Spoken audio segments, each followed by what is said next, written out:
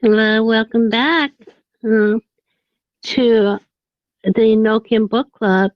And this is our 13th session, and today is November 23rd, 2022. And today we're going to do the 90th chapter, the whole chapter. And then it's not going to be too long. The audio will be about 8 minutes. But it's pretty exciting. Again, that's the word I use. Okay, I am going to hand it over to you, Algie.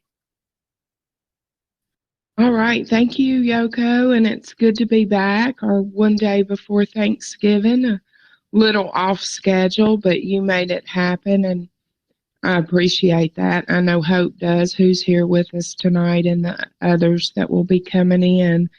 So, yeah, we've got a little bit more of the who's who in the zoo, as you say.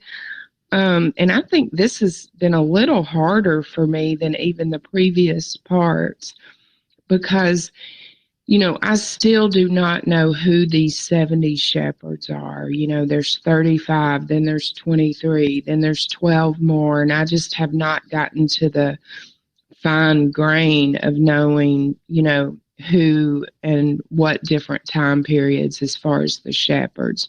So that'll be a little ambiguous, and I guess it'll just have to stay that way until our next time we go through the book again. But we've got a pretty good idea when we talk still about, some of the animals. The ravens are going to be bad. And it's a little, you're going to hear the eagle, and it's not really in good light. So that's a little different than what we're used to hearing. But yeah, I'm excited about it. This is the end of this parable, this book, and we'll be starting into the next one, our next session. So the timing of that was great.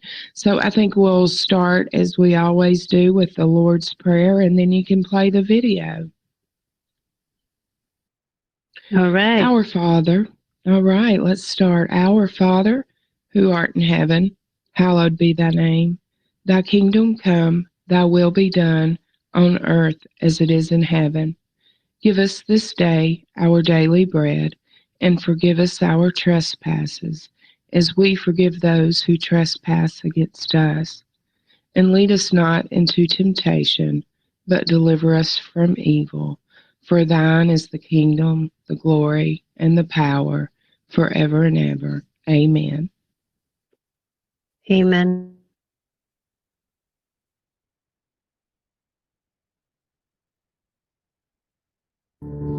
And I looked until the time that 35 shepherds had pastured the sheep the same way, and each individually. They all completed their time like the first ones, and others received them into their hands to pasture them at their time, each shepherd at his own time. And after this I saw in the vision all the birds of the sky coming, the eagles, the vultures, and the kites, and the ravens. But the eagles led all the birds, and they began to devour those sheep, to peck out their eyes, and to devour their flesh. And the sheep cried out because the birds devoured their flesh. And I cried out and lamented in my sleep because of that shepherd who pastured the sheep. And I looked until those sheep were devoured by those dogs, and by the eagles, and by the kites, and they left them neither flesh nor skin, nor sinew, until their bones remained. And their bones fell upon the ground, and the sheep became few. And I looked until the time that 23 shepherds had pastured, and they completed, each in his time, 58 times. And small lambs were born from those white sheep, and they began to open their eyes to see, and to cry to the sheep.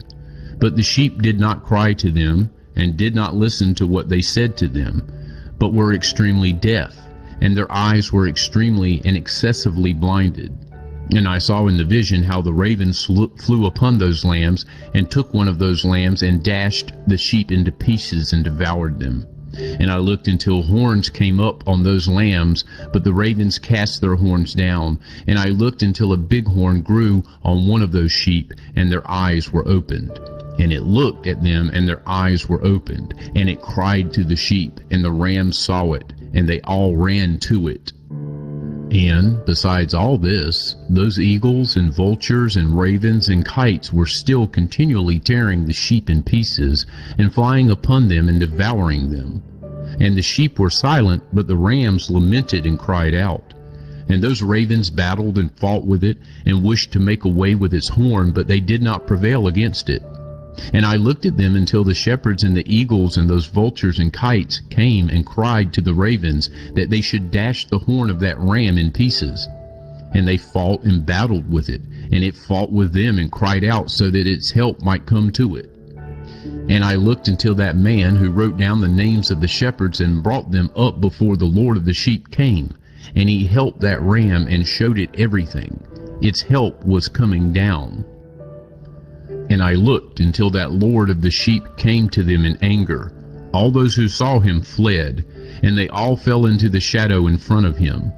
All the eagles and vultures and ravens and kites gathered together and brought with them all the wild sheep, and they all came together and helped one another in order to dash that horn of the ram in pieces. And I looked at that man who wrote the book at the command of the Lord until he opened that book of the destruction that those last 12 shepherds had wrought. And he showed, in front of the Lord of the sheep, that they had destroyed even more than those before them had. And I looked until the Lord of the sheep came to them and took the staff of his anger and struck the earth, and the earth was split. And all the animals and the birds of the sky fell from those sheep and sank in the earth, and it closed over them. And I looked until a big sword was given to the sheep, and the sheep went out against all the wild animals to kill them. And all the animals and birds of the sky fled before them. And I looked until a throne was set up in a pleasant land, and the Lord of the sheep sat on it. And they took all the sealed books and opened the books in front of the Lord of the sheep. And the Lord called those men, the 7 first white ones, and commanded them to bring in front of him the first star, which went before those stars whose private parts were like horses, and they brought them all in front of him. And he said to that man who wrote in front of him, who was one of the 7 white ones, he said to him, "Take those 70 shepherds to whom I handed over the sheep, and who, on their own authority, took and killed more than I commanded them." And behold, I saw them all bound, and they all stood in front of him. And the judgment was held first on the stars, and they were judged and found guilty, and they went to the place of damnation, and were thrown into a deep place full of fire burning, and full of pillars of fire.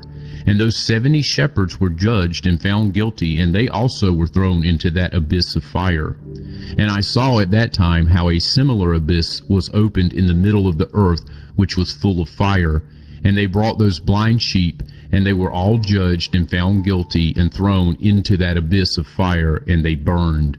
And that abyss was on the south of that house. And I saw those sheep burning, and their bones were burning.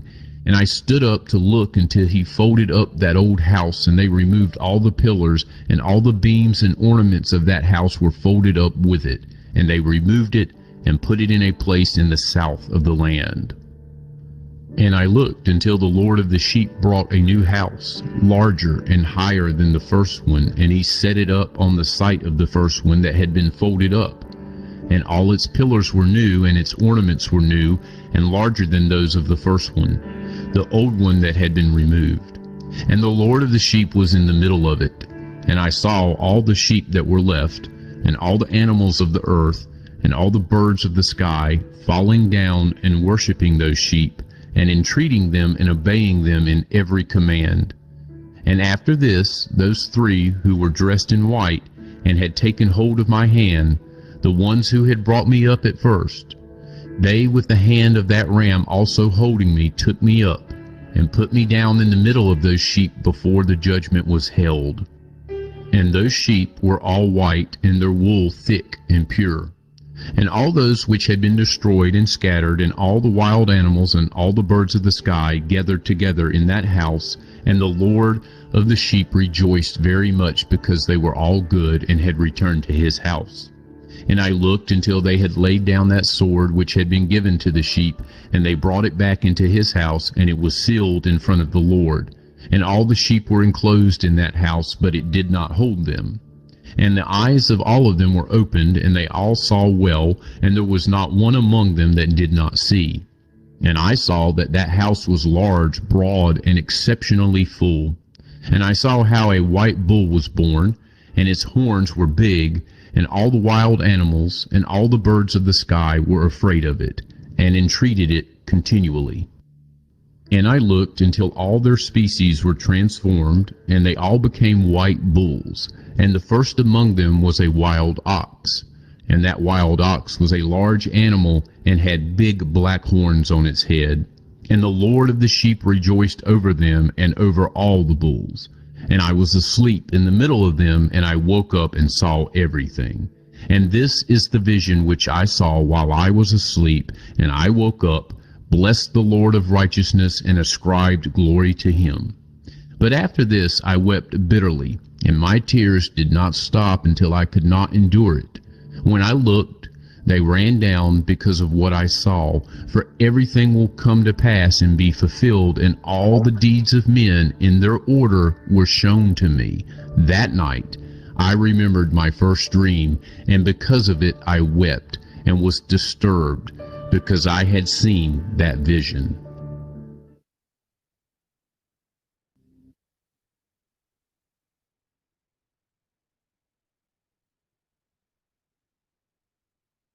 Thank you.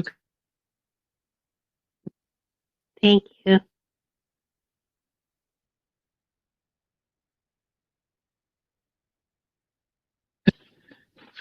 All right. Sorry, I was getting into a quieter place. I've got a lot of background noise tonight, but so that was about as clear as anything we've read or heard so far, right?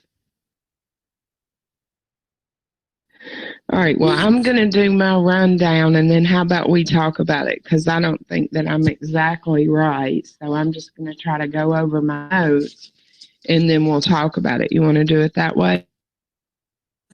Yes. Yes. That sounds great. Okay, so I'm not going to go much into the shepherds because, like I said, I don't have those figured out. I really don't have too much of it figured out, but it started that the eagles led the killing. So some thoughts I had about that was that maybe those eagles were the symbolism for the Nephilim.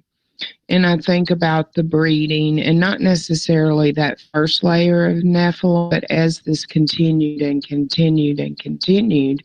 And we have all of the drawings from the antiquity where, they would have like a bird head on a human body and things like that. So I'm not saying that's exactly right, but I feel like maybe the eagles and ravens and vultures were more like that, those Nephilim offsprings, even generations, after that, because we know that that went on about 1,000 years. And I think that that's kind of what it's going through during this time. Again, last week we heard that, the archangel that was recording everything that the shepherds were doing, according to whether they were, doing too much, that they were really sad. And so, again, you've got this next set, or this final set of the 12 shepherds. We had 35, 23, and now we're on this set of 12, which we learn later was pretty much the final set of these shepherds. And, this goes back to them being all saddened because they saw that these shepherds, just like the ones before them, were going to destroy more, which means they were not going to follow, they were going to be wicked. They were not going to be righteous. And then it kind of even, there's one part of it where it said, and this is going on, and they're still devouring the sheep and all of this. And then there's this one generation of sheep that were extremely deaf and excessively blind.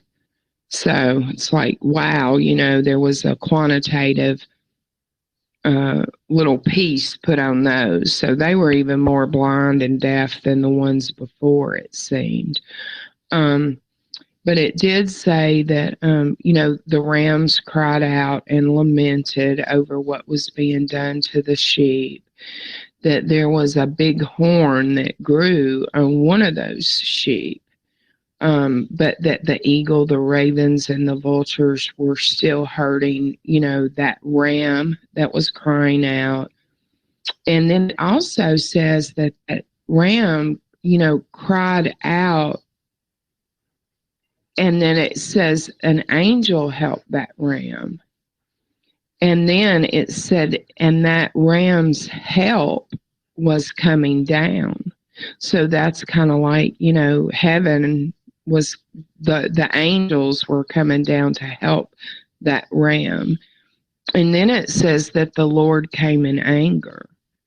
And then all of those came together, and that the earth was closed over it, and it is being the house that we learn about in a little while.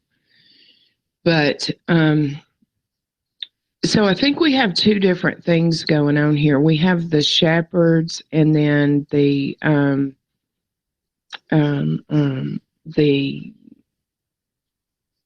principalities over the shepherds, but then you have the sheep. And now we start learning that not only, do the shepherds face judgment, but those sheep do too. So I'm kind of thinking, there's a division here. There's kind of like the Luciferians, the bloodline, but then there's the sheep that have followed them, which is more like the Satanists that have not done right. But anyway, it says that the Lord sat on the throne, and the 7 first white ones were ordered to bring the first star. Now that was Satan. The first star was the one that came before the stars that had all of their parts out. That's how we know that first star was Satan himself. Those 7 first white ones brought Satan to the Lord who sat on a throne. And then they went and they got the 70 shepherds. And it says that that first star was thrown, and that those 70 shepherds were thrown as well. They were all bound. And then there was judgment cast on the stars, and then the 70 shepherds, and they all went to the same place. They were thrown into the same place. But there was a separate place that was an abyss in the middle of fire, south of the house, and that is where the sheep were thrown. So again, you've got those angels, the fallen angels, and then their offspring, which I think that's probably what those 70 shepherds were, because we know that the angels had a different fate than non-angels. And since the 70 shepherds were thrown into the same fire in the same location as the stars, which are the fallen angels, I'm taking that to be one locality and one group of people. And then there's a different location, an abyss in the middle that was south of that house, and that's where the sheep were thrown into. And then what is really, really interesting is it says that old house folded up.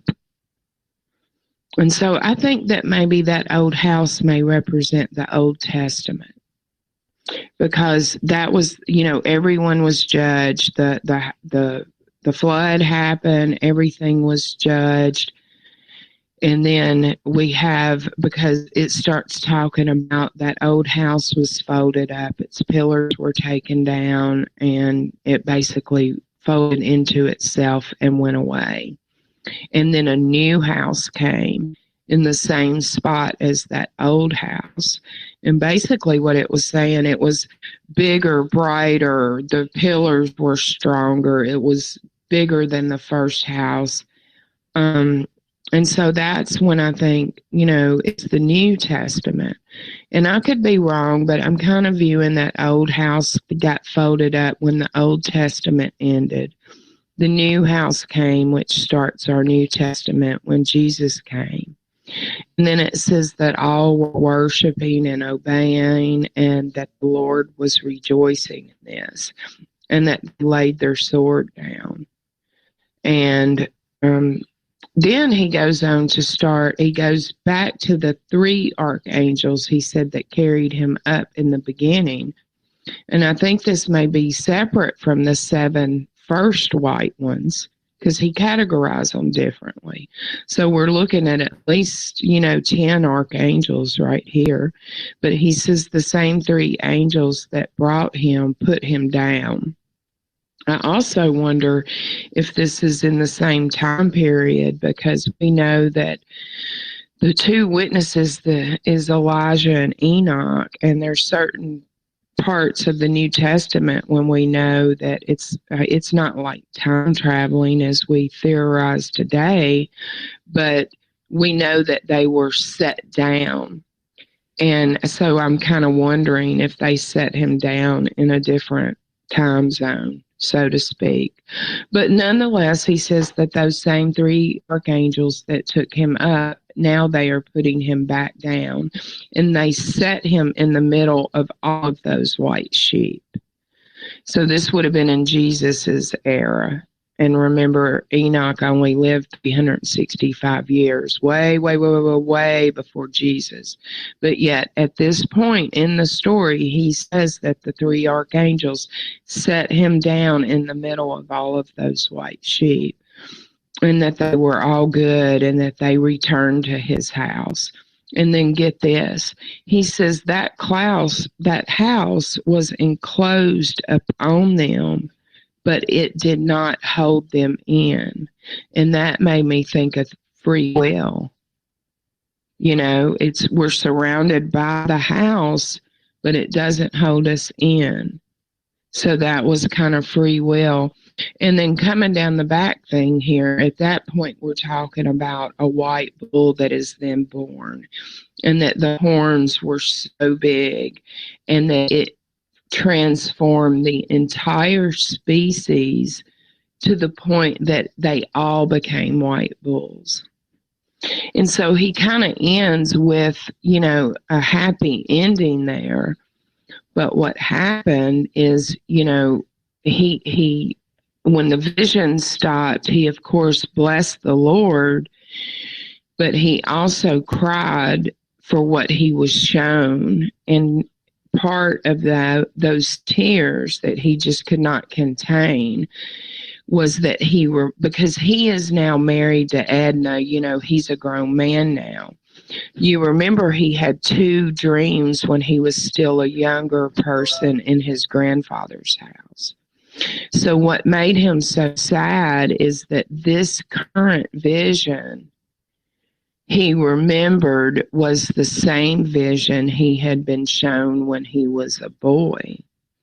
And he cried because he knew then that he had been shown every deed that man would do.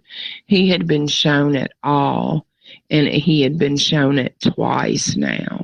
So it was confirmed in a way that brought much sadness, even though the end is glorious.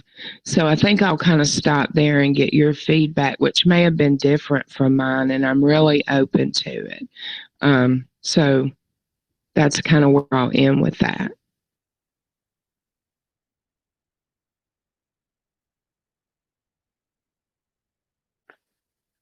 Your interpretation is as brilliant as ever. Yeah, I'm just thinking about the timeline. So it comes at the end, everything's okay. They all receive. They receive whatever that was coming to them in 3 different categories. And then the white bull was born, right? And then there was an ox that was born after that, white but with black horns. Do you remember that part? Yes. Are you thinking about maybe some of our current figures that we follow? Yeah, the white bull that was born after the everything became peaceful, the white bull, I think that's Jesus. And then after that was was an ox with black horn. So I cannot identify that person. If I want to, this is Trump, but we don't know. Yeah. Well, you're thinking along the same lines. I don't know, but we get so used to the black bulls that when we hear the word black, we think it's not as pure as the white bulls. But this is not a bull. It says, they all became white bulls, and then the first wild ox with big black horns. So it doesn't say that wild ox, first of all, it's not a bull, it's an ox. So it's not in the same category of people. And it doesn't necessarily say that it was black. So it could have been a wild white ox. It only associates the color black with its horns, at least at this point. So I'm like you. I'm thinking that is someone playing on the good team. And I'm like you. I have some ideas based on the timeline. But because we have, the Noah's flood, and then we have Jesus being born, then we have Jesus coming back, and then we have the last, those final end days. But it's really and regardless of where you think we are, it's undeniable that we still have those four categories, even if two are left to come instead of one. You know what I'm saying? And since this is, Enoch has seen it all, then we have to kind of infer that he has seen all four categories. You know what I mean? All right, back to y'all. Well, you mentioned Old Testament, New Testament. And when I was reading this earlier today and looking at it, it's kind of, everything is so symbolic, as is much of the Book of Enoch. But I kind of got a picture as I was reading this of the time between the testaments where the religious leaders were being very oppressive to the people. And maybe the 70 is referring to the religious leaders of the day, or maybe even the whole religious oppression that they were under, the 70 leaders. But then if you look at the sheep with the big horn as Jesus, then the 12 shepherds would be maybe the apostles. I was thinking about how the apostles, were the leaders of the church. And if you think about the old house and the new house also as being the new covenant, not just the New Testament, but the new covenant that with Christ and the church, it kind of starts to make a little more sense as to just how the judgment, the old and the new. I don't know. It just seems so picturesque of the new covenant coming in with Jesus coming on the scene, the old life being kind of shunned and swept aside, and then the new covenant coming on the scene, and then the church being built it just seems like that's the era of time that he's describing here in these verses in such symbolic terms.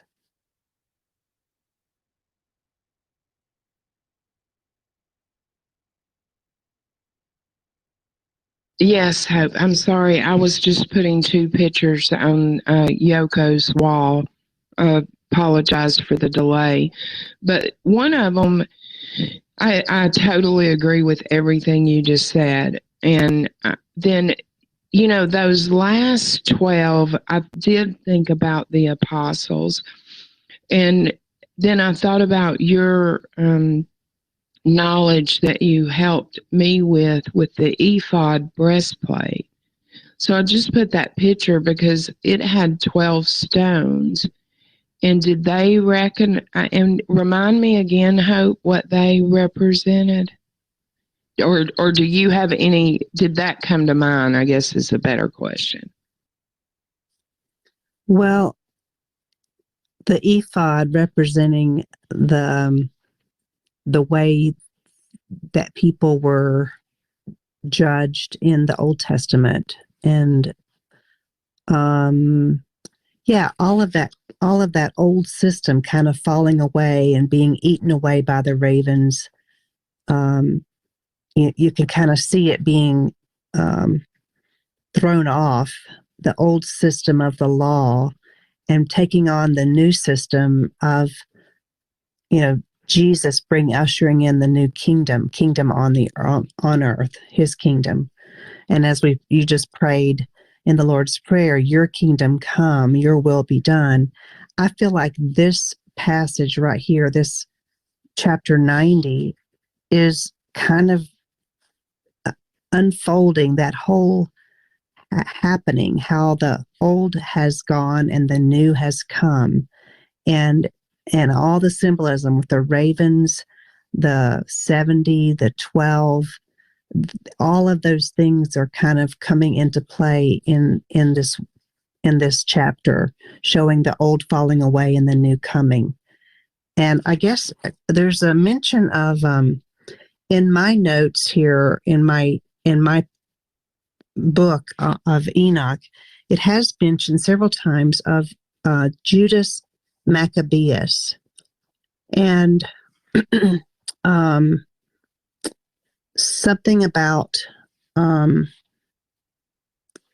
I don't know how he plays into this, but it's mentioned him several times. Have you heard of that mentioned in your commentaries?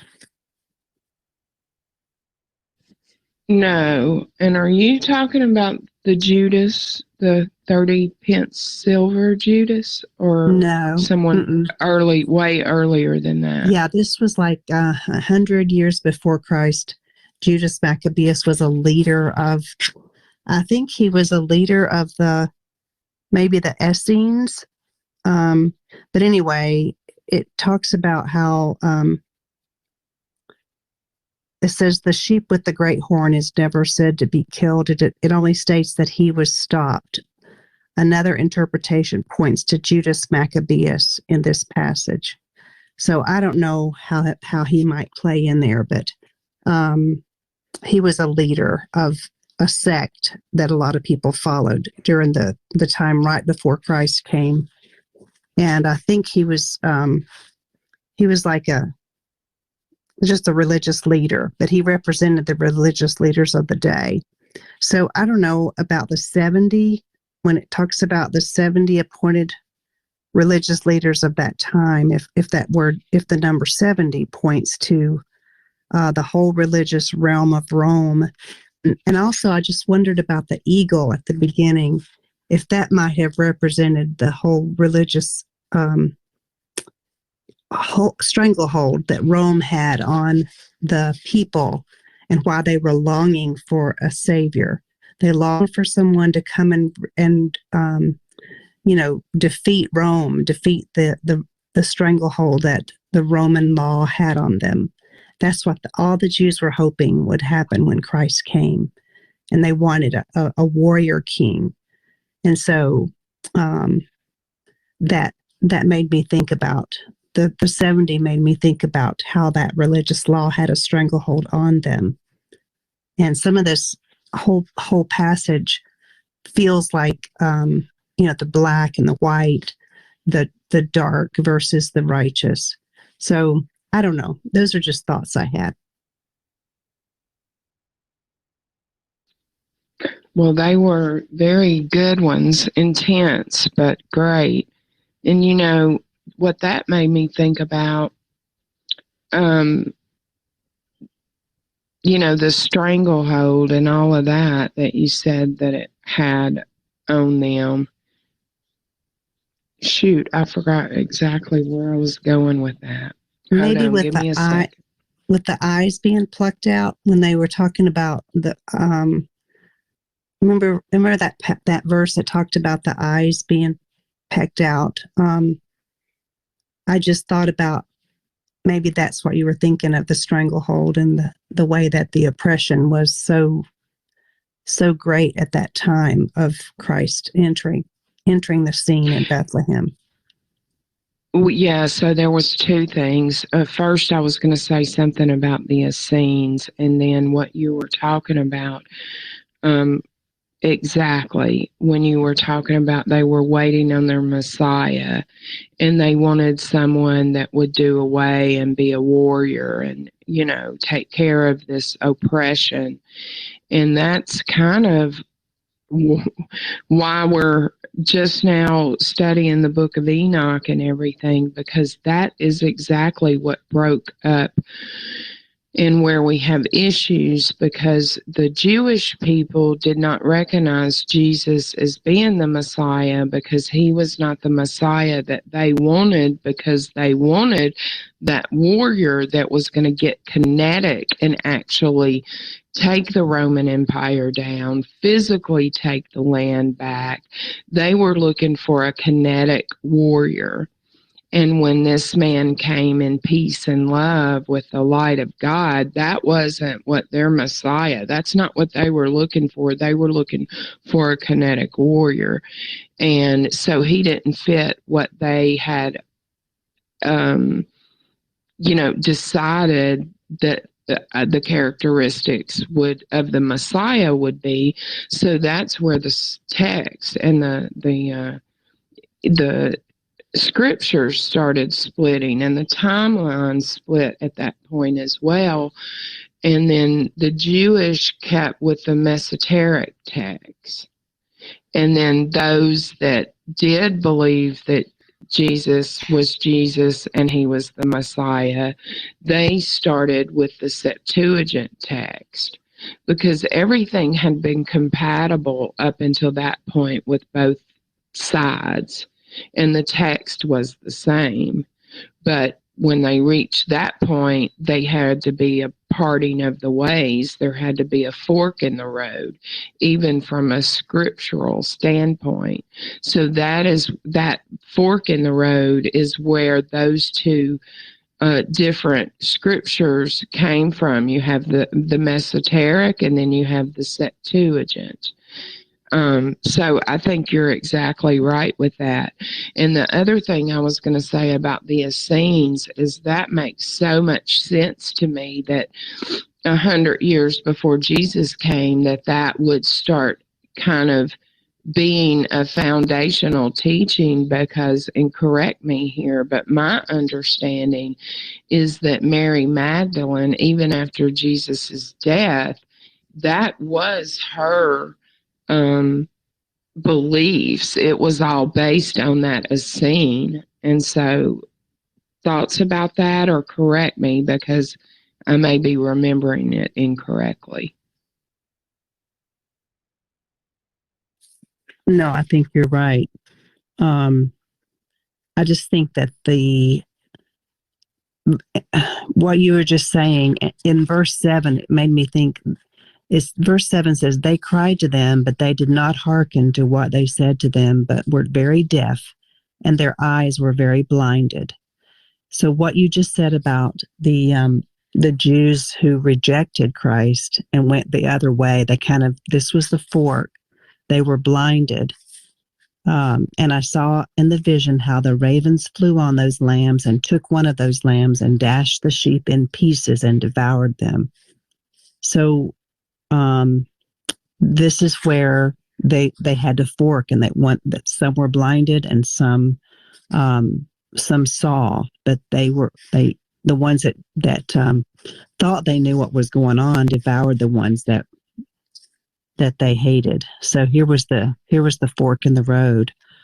But yeah, Mary Magdalene was of the Essene culture, I believe, as far as her interpretation. But I just think this is so fascinating, trying to put meaning to the different animals and numbers and the houses. It was just very exciting, as you said when you started this whole passage. And if I can, my thought about the blindness, besides the vultures, they plugging the eyes out, the sheep's eyes. I was thinking that it's actually perhaps it's talking about the third eye, our third eye, where how recent time we're saying that we've been poisoned by the water, the fluoride in the water and all these things and things in the food that our third eye doesn't. But there are other ways of stopping us from being connected, back to God, the divine. So I was thinking that the blindness is, there are two meaning. They're blind and they follow whatever, and then at the end they receive the judgment. But I think probably it's about the third eye. It's talking about the third eye.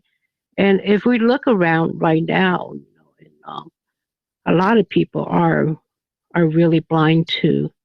I'm not trying to be arrogant about it, but are very blind about what's going on. We call it awakening because our third eye, or we're beginning to see. It's had cleared up. So that's what I think, and that's what I see as the blind part, as either it's from self-induced greed or something, or is it from environmental, but whatever, or combination of, but the blindness of following the evil and not the righteous, not the divine. That's what I was thinking about. And also I do believe that because we do have some information about the history and also from the Bible.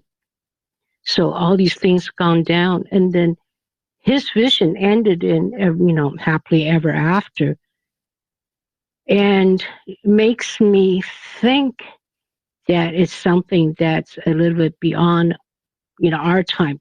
Maybe we're coming into that time, but that's how I see it. But we already have Jesus, and the white bull that's born in the house, the new house. And then the new house, and then they said that in the text it says that the old one was folded but brought to the southern land. Do you remember that? So that part is very interesting. And then they erected a new one where the old one stood. So to the south. So there was that old one was brought to the south, south of us. But anyway, so that's what I was thinking. Yeah, and all of those are great thoughts. I have to admit that, you just can't really hear that they were, what did it say? Extremely deaf and excessively blind without thinking about the current day, and then, like I say, that wild ox with the big black horns, we know since he saw it all, that's what I was saying, that we do have to fit these 4 categories somewhere, maybe not into tonight's lesson, but a continuation. So, yeah, I totally agree with it. It could relate to it. And then the whole water thing, the third eye, everything. Yeah, I agree. Oh, I know what I was going to say, but I kind of wonder, and this is just exactly that, a thought, not an answer. But so the flood was in this realm, like Noah and the people here experienced that event. But I think, this, when that old house was folded up and then put in the south, that was after the judgment had occurred. It had the first of the stars, the 70 shepherds in one place. Then there was another place that was in the middle of that. And those 2 judgments happened before the house was folded up. So it's possible that, all right, we look at the flood and that is in this realm. So it was an event that was witnessed by people on earth. But this judgment and the folding up of this house may have occurred in another realm, in more of the soul realm. And so I think that the location of wherever this is that was put away in the south as enclosure could have been, that's the realm of Hades, Sheol. You see what I mean? It's the same as the new house that Jesus would have brought. It's not a physical house in that we can walk and put our hand on the, clapboard siding. That also occurred that house is in the spiritual realm, but the manifestation of the goodness of that house is experienced in the physical realm. You see what I'm trying to say? Yes. 2 different realms. Yeah. Yeah. And there's a lot of mention in verses, I guess it goes all the way through 24 through maybe 28, talking about the fiery abyss. And that this is talking about the judgment. I don't know if it's the judgment of the fallen angels or the judgment of all people on the earth at the time. But there's a mention of the stars, verse 24, and the judgment was held first over the stars, and they were judged and found guilty and went to the place of condemnation, and they were cast into the abyss, full of fire and flaming and full of pillars of fire. And it goes back to those 70 shepherds were judged and found guilty. I wonder if the 70 shepherds might represent the fallen angels. Did you think about that, what that meant whenever, I don't know what the meaning of that is exactly, but they were once shepherds over something. So I wonder if that was maybe the watchers or the fallen angels. Yes, that's what I think it is. And you remember we talked about Caspiel, the chief of all of the secrets of the illuminaries, and he told Lucifer, and then Lucifer told the 10 leaders. No, Caspiel was the leader over 10, and then he told the 10 leaders over 50, and then they told the 20 leaders over 200. So yeah, I do think it's that. And then another thing that you made me think of just now is, there is a total distinction. These are 2 different places. So the fallen angels, the 70 shepherds, they're done. But the sheep that followed them, their judgment ended them up in a different holding place. There's a separation there. And now I'm thinking about, because that was before the new house. So that was before Jesus. So remember when Jesus died and he went to Hades and he rescued the righteous from Hades? But then the other guy on the cross that went to hell, he got down there and said, where is everyone? We've talked about this before.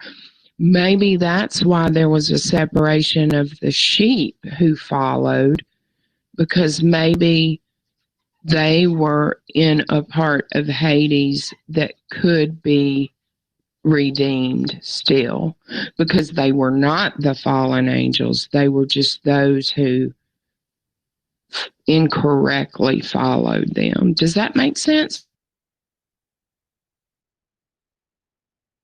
You mean that were like they were led astray? Yes, they were led astray. And so they would not be the righteous like, Abel and Adam and Eve and Moses. They wouldn't have been in the same place where Jesus rescued those who were waiting on him, the righteous, somewhat right, however you want to call them. So they wouldn't be in that group of people, because they did not walk with God the way that they needed to. But this was before Jesus. So I'm not saying he also rescued these people. I'm just saying it's of distinction that they were held separately from the fallen angels and the shepherds. And maybe we'll learn more about that later. Fair enough. Very good. Mm-hmm. Well, I would say we've beat this dead horse, but so far we don't have a horse in the zoo. We're not done. No, this one. And, and I had one more thought about this, LG, before you close it up for the night. But something about this chapter 90, it is almost like the timeline is it folds in on itself, and it also project. Yeah, it doesn't go sequentially. It goes back and forth and forward, like into eons. It goes way into the future, and then it comes back. Yes, I agree. They're not handling this in a chronological order. They're handling it in a categorical order. It's categories of events, not the timeline of them. Yes. Thank you for saying that. I agree.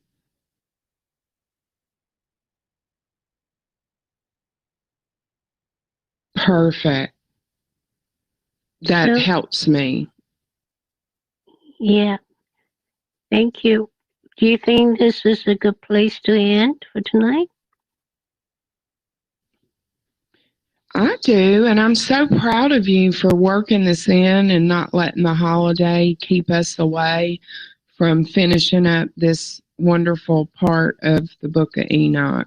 And we'll get through the holiday, and then next week we start fresh with that new parable, whole new parable. And yeah, I think it's great. And then we have about 40 minutes of the audio, and we have about 17 chapters left. Altogether, there's 108 chapters, and we just finished chapter 90. But as far as we have about 40 minutes. So I would say if I would have to really look at it, but I think 2 or 3 times more will meet. And today's the 13th, and probably we'll finish, either 15 or 16 session, we'll finish the book. And also, I'd like to bring this up. The Bible scribe, and that's also Snowbird. He did an incredible video, and we all saw that. It was talk about first 10 chapters of the book of Joshua. And the reason I'm bringing it up, because it's another, like from another angle. It's actually telling a story about Enoch. It's not from Enoch's words, but from others' words about Enoch, describing Enoch. And it's extremely fascinating. It's only, if we after we finish that, if we can add on one session on that, a few chapters listening to it, and because it would describe, it brings clarity about Enoch's time and how many years he has spent, what did he do, and all that. And it's a pretty clear, or so far in what I know is the clearest of description of what did he do, and at what age, and his lineage, and what how did he go to heaven and things like that, and how was he summoned, all these. It's fascinating. Is within the beginning part of the Book of Jasper, about five chapters in. But anyway, I was thinking of that and a little bit ambitious about that, but I think that's important to would be the last session to finish up of this book of Enoch book club for this, and what do you think? LG and Hope, what do you think? I think it's a perfect idea. We could even maybe do a little bit of both. We could do one session where we play and listen to that video, Enoch's trip to Antarctica, at least the last 15 minutes of it. But and then we could talk about it, and then we could do another one where we actually listen to the Book of Jasher ourselves, those parts. And then I had also promised to read just a little bit of gematria that I had done along the way during the Book of Enoch. So we've gone this far slow and steady. We might as well finish slow and steady and strong. So just think about any of that. And what about you, Hope? Yeah, I really think that bringing in those other resources would really help us to get kind of like shining a flashlight on a diamond. You look at different directions and you stand at a different place, you see different things. And I just think that every bit of, every new resource we have would be advantageous to us in our study of Enoch. So yeah, let's take a little bit of a side trip and look at these other things and then compare notes. Okay, that's great. What just came to my mind is that I probably won't wait until the end to do that. What I'll do is, like LG, you say, I'll incorporate that along into because it is very inspiring, or it's very informative to know from another angle, the history of Enoch as a person. And he was described in the book of Joshua. Okay, that's what I'll do, and I will put out the text and all that on my board again. And Hope, can you help us pray this out? Thank you. Yes, I'd be happy to. Well, Lord, we thank you for this time tonight. We thank you that you have given us so many rich resources that we're just now discovering. And we thank you that we live in such amazing times that things like the Book of Enoch coming of its own in our generation is possible. We thank you that you are giving us all these books and people who can dig deeply. And thank you for LG and her mind and her wisdom and her abilities to look into your word. And this book of Enoch, we do believe is from your canon, and we thank you that you've brought it back to us. And Lord, you've told us in the Bible that your ways are higher than our ways, and as far as the heavens are above the earth, your ways are higher than ours. And so we just look to you for wisdom. We look to you for insight. We look to you to give us the meaning behind all these symbols and the way that you've put this book together. So we ask that you would illumine our minds and give us the right way to interpret your word. And God, we just look forward to what you have in store for us. We want to learn. We want to know. We want to be closer to you by understanding what you've given us. And we thank you for this time, and for Yoko and for LG, and for just their time and effort to bring this study to us. We ask that you would bless them and bless this evening. And we just look forward to when we can gather again. In Jesus' name, amen. Amen. Amen. Thank you. And next time we'll meet at, next Thursday will be December 1st, 2022. And thank you and good night. Good night. Happy Thanksgiving. I love you all.